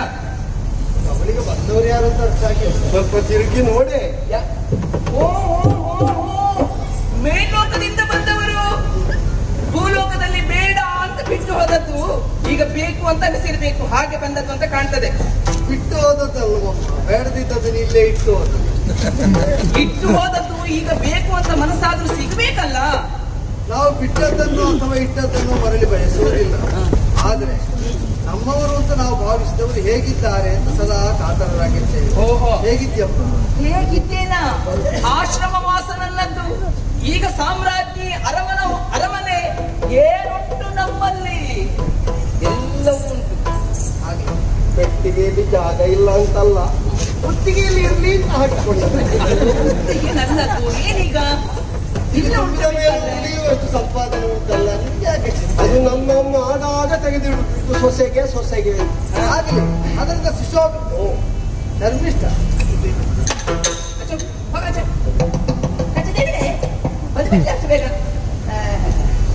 ಆಗಲಮ್ಮ ಹೊಸ ಬದುಕನ್ನು ಚೆನ್ನಾಗಿ ರೂಪಿಸಿಕೊಳ್ತಾ ಮುನ್ನಡೆಯುತ್ತಾ ಇರುವ ನಿನ್ನನ್ನು ನೋಡಿ ಸಂತೋಷ ಆಯ್ತು, ಸಮಾಧಾನ ಆಯ್ತು. ಬಂದದೊಳ್ಳೆದಾಯ್ತು ನೀನು. ಪಿತನು ತಪಸ್ಸಿಗೆ ಹೋದನವನನು ಮನವು ಶೀಘ್ರವು ಸಿದ್ಧಿಸಲು ನೀನು ಅತಿಶಯದ ಯಜ್ಞವನ್ನು ಮಾಡಿಸಬೇಕು ಮಂದದಕ್ಕೆ ಕ್ಷಿತಿಪರೇ ನೀನಿಂದ ತೆರೆದನು ಅತಿಜವದಿ ಸಿದ್ಧಮೆಯ ಕೈವರು ಮತಿಯುತರು ಯಾರುಳಿದು ನೀ ಪೇರ್ದವರ ಕರೆಸುವೆನು ಕಚನೆ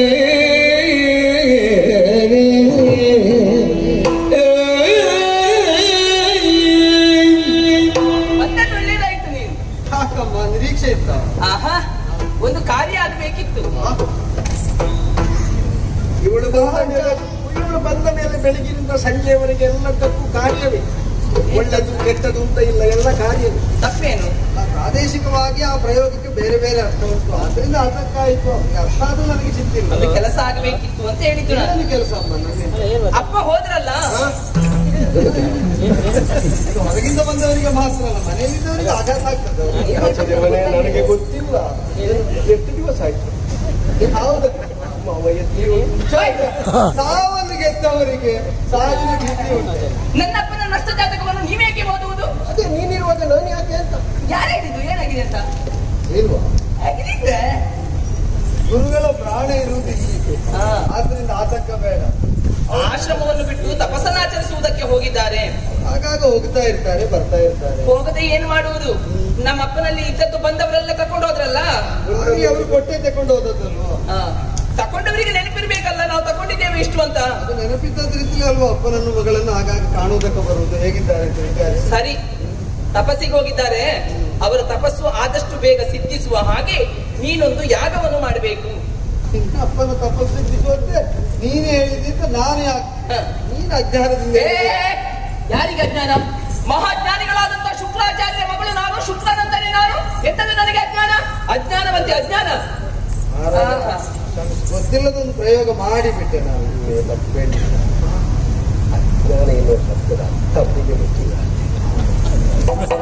ಅಜ್ಞಾನ ಅಂದ್ರೆ ಏನು ಅಂದ್ರೆ ತಿಳಿಯದು ಅಂತ ಆಡಿದ್ದು. ಜ್ಞಾನಿಗಳಿಗೆ ಅಜ್ಞಾನದ ಶಬ್ದದ ಅರ್ಥ ಯಾಕೆ ಬೇಕು ಅಂತ. ಅಲ್ಲ, ಜ್ಞಾನಿಗಳಿಗೆ ಬೇಡವೇ ಬೇಡ.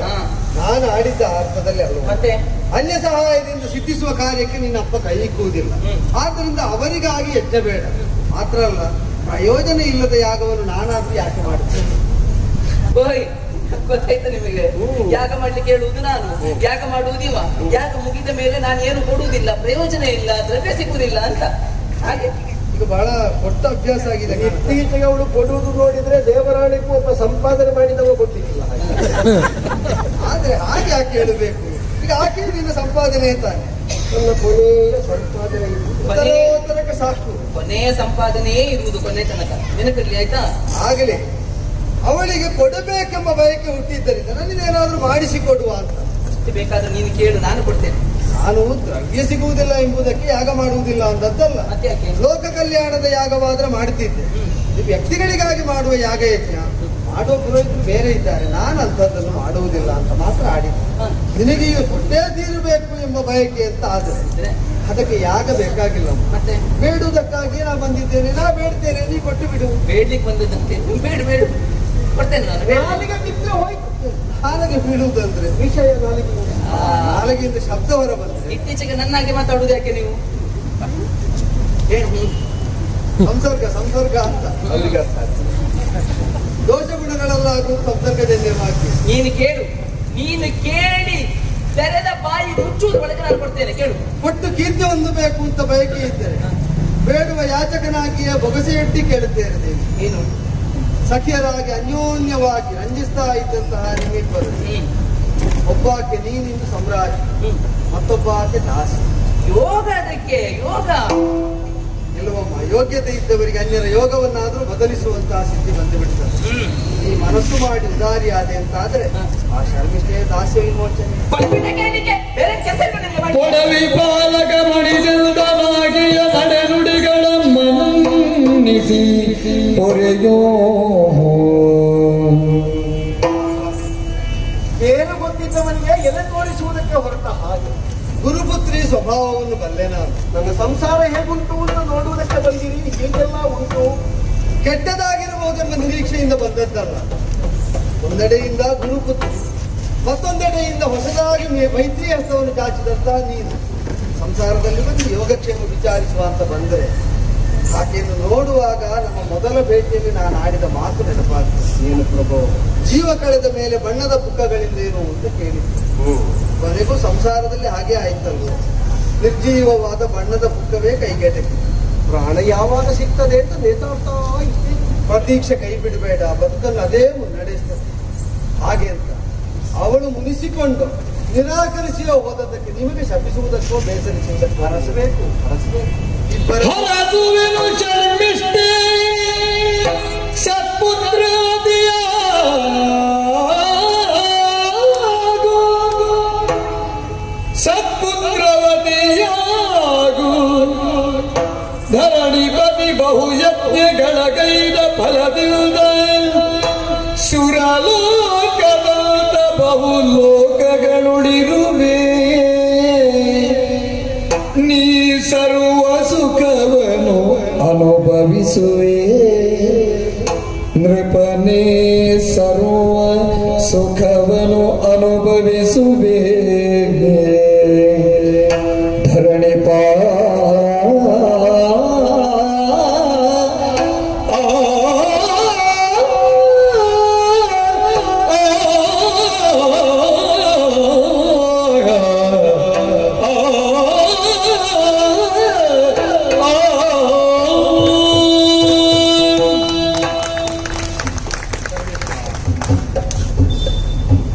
ಆಶ್ರಮದಲ್ಲಿರುವಾಗಿನಿಂದ ಗಮನಿಸ್ತಾ ಬಂದಿದ್ದೆ.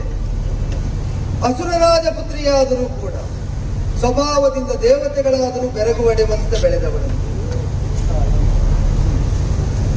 ಅನ್ಯೋನ್ಯತೆಯಿಂದಿದ್ದಂತಹ ಸಖಿಯೇ ಮುನಿಸಿನಿಂದ ನಿನ್ನನ್ನು ದಾಸಿಯಾಗಿಸಿ ಸೋಲನ್ನೊಪ್ಪಿ ಬದುಕುವ ಪ್ರಯತ್ನ ಮಾಡ್ತಾ ಇದ್ದೀಯ. ಅರ್ಥ ಆಗ್ತದೆ. ಆದ್ರಿಂದಲೇ ಹೇಗಿದ್ಯಮ್ಮ ಅಂತ ಇನ್ಯಾಕೆ ಕೇಳಿದೆ. ಅದರ ಒಂದು, ಈ ಮಗಳನ್ನೇ ಯಾವ ಕಾಲದಲ್ಲೂ ಗ್ರಹಿಸುವುದು ಬೇಡ.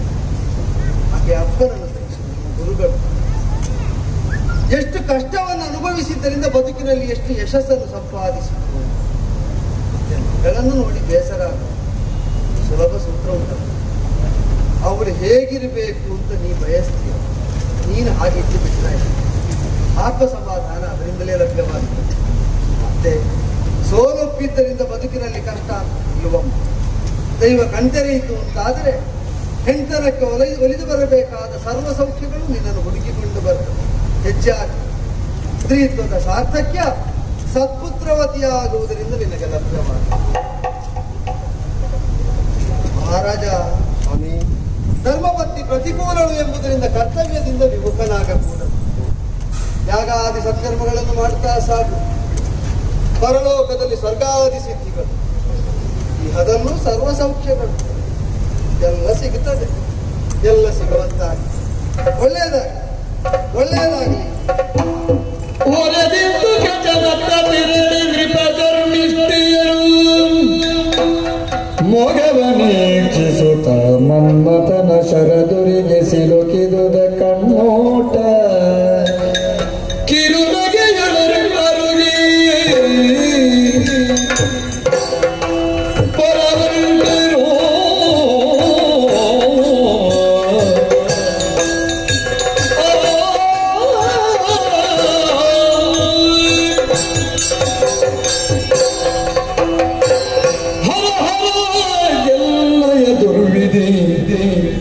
ಒರೆಯುವುದ್ಯಾಕಿನಿತು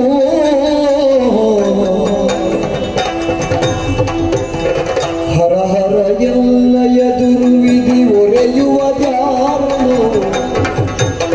ದಾಸಿಯ ಕೆರದಿ ಬಾಳುವೆಯೊಪ್ಪಿದಿ ಗುರುಗಳ ಭಯಕ್ಕಾಗಿ ಗುರುಗಳ ಭಯ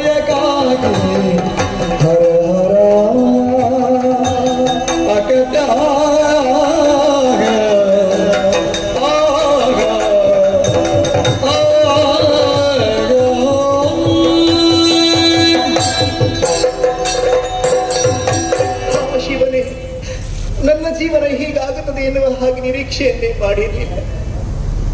ರಾಜಕುವರಿಯಾಗಿ ಸಂತೋಷವಾಗಿ ಕಾಲವನ್ನು ಕಳೆಯುತ್ತಾ ಇದ್ದವಳು ನಾನು ಗುರುಗಳ ಭಯಕ್ಕಾಗಿ ದಾಸಿಯ ಹಾಗೆ ಜೀವನವನ್ನು ಮಾಡುತ್ತಾ ಇದ್ದೇನೆ. ಬಿರುಗಾಳಿಗೆ ಸಿಕ್ಕಿದ ತರಗಿಲೆ ಹಾಗಾಗಿ ಹೋಯಿತು ನನ್ನ ಜೀವನ. ಇನ್ನು ಕಚದೇವ ನೀನು ಅನುಗ್ರಹಿಸಿ ಹೋದ, ಸತ್ಪುತ್ರವತಿಯಾಗು ಎನ್ನುವ ಹಾಗೆ ನನ್ನ ಹೆಂಡತನವನ್ನು ಸಾರ್ಥಕ್ಯಗೊಳಿಸುವಂತಹ ದಾರಿಯಾದರೂ ಯಾವುದು? ನನ್ನ ಕಷ್ಟವನ್ನು ಕೇಳುವವರು ಯಾರಿದ್ದಾರೆ? ಯಾರಲ್ಲೇ ಹೇಳಿಕೊಳ್ಳಿ ನಾನು. ಸರಸಿಜಾಂಬಕಿ ನಿನ್ನ ಪರಿಕಿಸಿದಾರಾಭ್ಯ ತರುಣಿ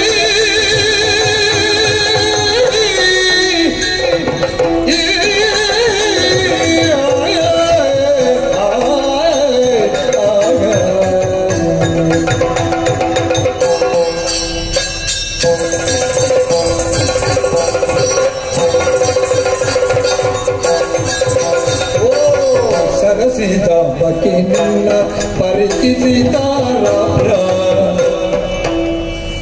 ಸ್ಮರದಿಂದ ಬಾಲಿದರು ತರಗಳಿಸುತ್ತಲಿಷ್ಟು ದಿನಗಳ ಕಳೆದೇನೋ ತರಗಳಿಸುತ್ತಲಿಷ್ಟು ದಿನಗಳ ಕಳೆದೇನೋ ಪರಿಗಣಿಸುವೆ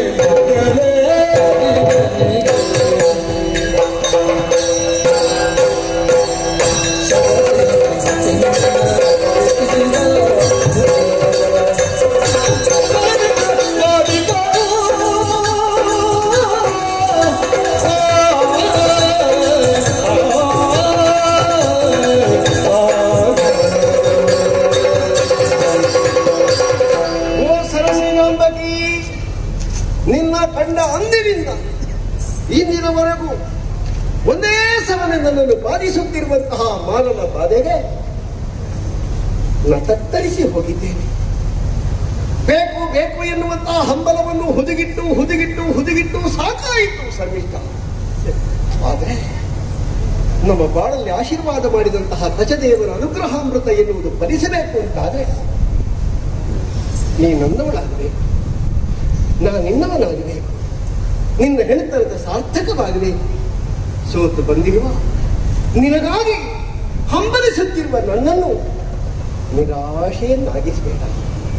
ಮುರಿದು ಬರಲು ಯಾಚಿತ ಧರಣಿ ಪಾಲಗಿ ದಾಸಿಯರ ಮೇಲನಧಿಕಾರ ಇರುವುದು ಸಗಜವಾಗಿ. ಧರಣಿ ಪಾಲಗಿ ದಾಸಿಯರ ಮೇಲಧಿಕಾರ ಇರುವುದು ಸಗಜವಾಗಿ. ಕರೆದನು ದವಿಸುತ್ತ ಮರೆಯುವುದಷ್ಟೇ ನಿಜ.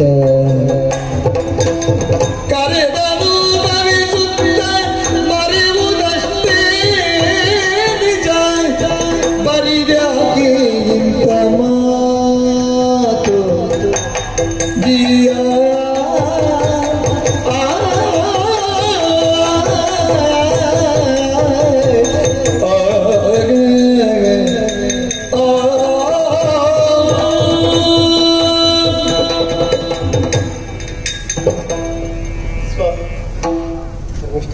ನೀವು ಆಡಿದಂತಹ ಮಾತು ಕೇಳುವಾಗ ಆಶ್ಚರ್ಯವಾಗುತ್ತಾ ಇದೆ.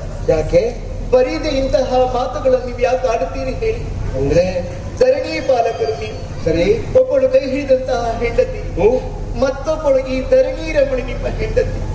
ಈ ಧರಣಿಯಲ್ಲಿರುವಂತಹ ಪ್ರತಿಯೊಂದು ವಸ್ತು ಕೂಡ ನಿಮ್ಮ ಅಂಕೆಗೆ ಒಳಪಟ್ಟದ್ದು ಪ್ರಭು. ಅದರಲ್ಲಿಯೂ ನಾವು ದಾಸಿಯರು. ಧರಣಿ ಪಾಲಕನಾದವನಿಗೆ ದಾಸಿಯರ ಮೇಲೆ ಸಂಪೂರ್ಣ ಅಧಿಕಾರ ಇನ್ನೂ ಇದೆ ಸ್ವಾಮಿ.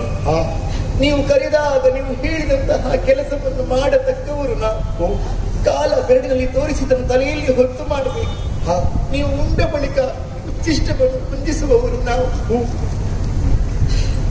ನಿಮ್ಮ ಎದುರು ಧ್ವನಿಯುವಂತಹ ಸಾಮರ್ಥ್ಯ ಉಂಟೆ ಹೇಳಿ ಅರ್ಥೈಸಿಕೊಂಡೆ. ನಾನು ಕಾಮನ ಬಾಧೆಗೆ ನೀವು ಒಳಗಾಗಿದ್ದೀರಿ, ಚಿತ್ತಳಾಗಿದ್ದೇನೆ. ನಾನು ಏನಾಗಬೇಕು ಹೇಳಿ? ತನುವಿನ ಸುಖವ ಮನ ನಿನ್ನೊಳಗಿಟ್ಟೆ ಶರ್ಮಿಷ್ಟ ಶನುಮತಿ ಸುತನಿ ಮನಸಗಿತಲೇ ಶನುಮತಿ ಸುತ ಮನಸಗಿತಲೇ ತನು ಎನಗಿತ್ತರೆ ಧನ್ಯನು ಜಗದುರು ಅನುವಿನ ಸುಖವಷ್ಟೇ ಬಯಸಿ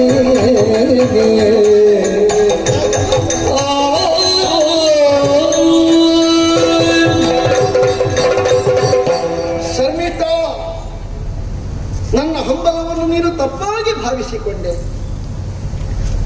ನೀನೆಣಿಸಿದ ಹಾಗೆ ನನ್ನ ಭಾವನೆ ಅಲ್ಲವೇ?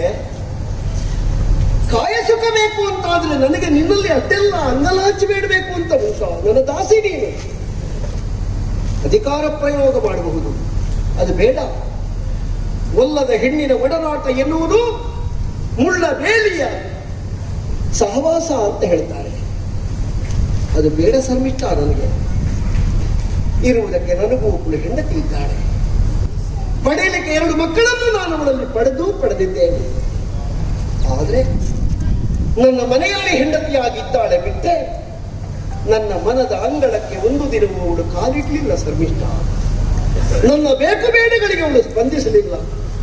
ಗಂಡನ ಹಿತಾಸಕ್ತಿ ಏನು ಎನ್ನುವುದನ್ನು ಕೇಳುವುದಕ್ಕೂ ಅವಳಿಗೆ ಗೊತ್ತಿಲ್ಲ. ಹಠಮಾರಿತನ ಒಂದು ಬಿಟ್ಟರೆ ಅವಳಲ್ಲಿ ಬೇರೆ ಯಾವುದೂ ಇಲ್ಲ. ಬರೀ ಗೋಳನ್ನು ಅನುಭವಿಸುತ್ತಿರುವ, ಜೀವನದ ಪ್ರತಿಯೊಂದು ಹಂತದಲ್ಲಿಯೂ ಹಿಂಸೆಯನ್ನು ಅನುಭವಿಸುತ್ತಿರುವ, ಬದುಕೇ ಬೇಡ ಅಂತಾಗಿ ಹೋಗುವ ಸಂಕಟದ ಕಾಲಘಟ್ಟಕ್ಕೆ ಬಂದು ಮುಟ್ಟಿದ್ದಾನೆ ನಿನ್ನ ಯಯಾತಿ. ನಾನೊಬ್ಬ ಅರಸ ಅಂತ ಕರುಣೆ ತೋರಿಸು. ನಾನೊಬ್ಬ ನಿನಗೆ ಒಲಿದು ನಿಂತವ ಎನ್ನುವಂತಹ ಒಂದು ಅನುರಾಗವನ್ನು ತೋರಿಸು. ನಿನ್ನ ಕಾಯದ ಸುಖ ಮಾತ್ರ ನನಗೆ ಬೇಕಾದದ್ದಲ್ಲ. ಕತ್ತಲು ತುಂಬಿದಂತಹ ಯಯಾತಿಯ ಜೀವನ ಸತ್ಪಥದಲ್ಲಿ ಸಾಗಬೇಕು ಅಂತಾದ್ರೆ ಅದಕ್ಕೊಂದು ದಾರಿದೀಪ ಬೇಕು ಶರ್ಮಿಷ್ಠ. ನನ್ನ ಜೀವನಕ್ಕೆ ನೀ ದಾರಿ ತೋರಿಸಬಲ್ಲೆಯ? ನನ್ನ ಬಾಳನೌಕೆಯಲ್ಲಿ ನೀನೊಬ್ಬಳು ನನ್ನ ಸಂಗಾತಿಯಾಗಬಲ್ಲೆಯ? ನನಗೆ ಬೇಕಾಗಿರುವುದು ನಿನ್ನ ಅಮೃತೋಪಮವಾದಂತಹ ಪ್ರೀತಿ ಮಾತ್ರ.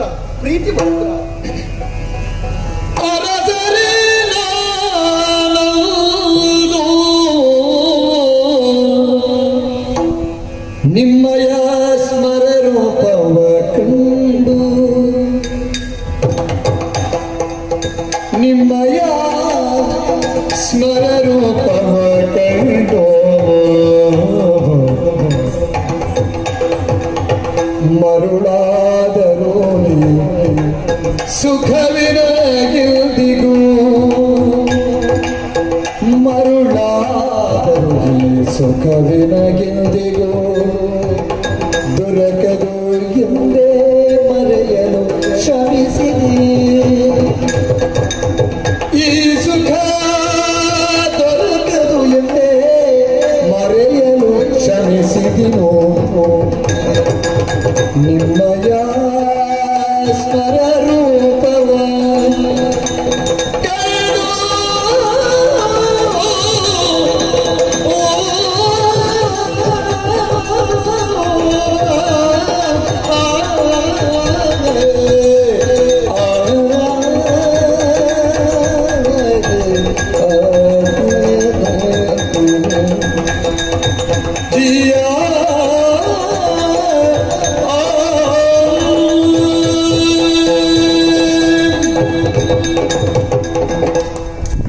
ನನ್ನ ಮಾತಿನಿಂದ ನಿನಗೆ ನೋವಾಯಿತೇನೆ. ಮತ್ತ್ಯಾಕೆ ಕಂಬನಿ? ಕಣ್ಣೀರಲ್ಲ ಪ್ರಭೋಯ್ತು. ಇನ್ನೇನು? ಆನಂದ ಭಾಷಣ. ಹೇಳುವವರು ಕೇಳುವವರು ಯಾರು ಇಲ್ಲ. ನನ್ನ ಭಾವನೆಗಳಿಗೆ ಸ್ಪಂದಿಸುವಂತಹ ಒಂದು ಮನಸ್ಸಿಲ್ಲ ಎನ್ನುವ ಹಾಗೆ ಕೊರಗುತ್ತಾ ಇದ್ದವಳು ನಾನಿದ್ದೆ. ನಿಮ್ಮ ಮಾತು ಕೇಳಿ ಸಂತೋಷವಾಯಿತು ಪ್ರಭು. ಅಸುರೇಂದ್ರನ ಮಗಳಾಗಿ ರಾಜಕುವರಿಯಾಗಿ ಅದೆಷ್ಟೋ ಕನಸುಗಳನ್ನು ಕಾಣುತ್ತಾ ಇದ್ದಂತಹ ಕಣ್ಣುಗಳು, ಆದ್ರೆ ಅನ್ಯಾಯವಾಗಿ ಬಡತನ ಎನ್ನುವುದು ನನ್ನ ಮೇಲೆ ಹೇರಲ್ಪಟ್ಟಿತ್ತು. ದಾಸಿಯ ಹಾಗೆ ನನ್ನ ಜೀವನವನ್ನು ಮಾಡುತ್ತಾ ಇದ್ದೇನೆ ಪ್ರಭು. ದುಃಖಿಸಬೇಡ. ನಿಮ್ಮ ಸ್ಮರರೂಪವನ್ನು ಕಂಡು ನಾನು ಅಂದೇ ಮರುಳಾದವನು. ಮತ್ತ್ಯಾಕೆ ಕೇಳಲಿಲ್ಲ? ಈ ಸುಖ ಎಂದೆಂದಿಗೂ ನನ್ನ ಪಾಲಿಗೆ ಪ್ರಾಪ್ತಿಯಾಗುವುದಿಲ್ಲ ಎನ್ನುವ ಹಾಗೆ ತಿಳಿದು ಅದನ್ನು ಮರೆಯುವುದಕ್ಕೆ ಶ್ರಮಿಸಿದ್ದೀನಿ ನಾನು. ಯಾಕೆ ಸಿಗ್ಲಿಕ್ಕಿಲ್ಲ ಸ್ವಾಮಿ? ಬಡವನಾದವನಿಗೆ ಕನಸು ಬೀಳಬಾರದು, ಕನಸು ಬೀಳುವ ಬಡವನಾಗಿರಬಾರದು.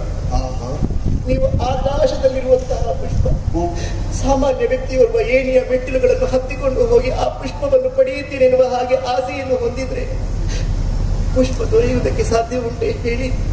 ಭವದ ಏಣಿಯಿಂದ ದಿವದ ಸೊಮವನ್ನು ಕೊಯ್ಯುವುದಕ್ಕಾಗುವುದಿಲ್ಲ.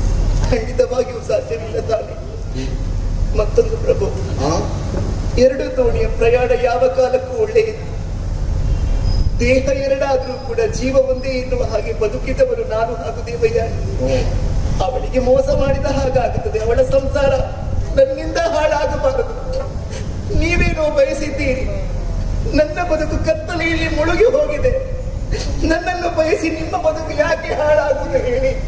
ನಿಮ್ಮ ತಮ್ಮಯ್ಯ ಬೇಡ. ಶರ್ಮಿಷ್ಠ, ಯಾವಳು ನಿನ್ನ ಜೀವನ ಸಂಗಾತಿಯೋ ಅವಳು ಬದುಕಿನಲ್ಲಿ ಕೊಡದೇ ಇರುವ, ನನಗೆ ನೀಡದೇ ಇರುವುದನ್ನು ನೀ ಕೊಟ್ಟೆ ಅಂತಾದ್ರೆ ಅವಳಲ್ಲಿ ನೀನಿರಿಸಿದಂತಹ ಪ್ರೀತಿ ವಿಶ್ವಾಸ ಸತ್ಯ ಅಂತ ಲೆಕ್ಕ.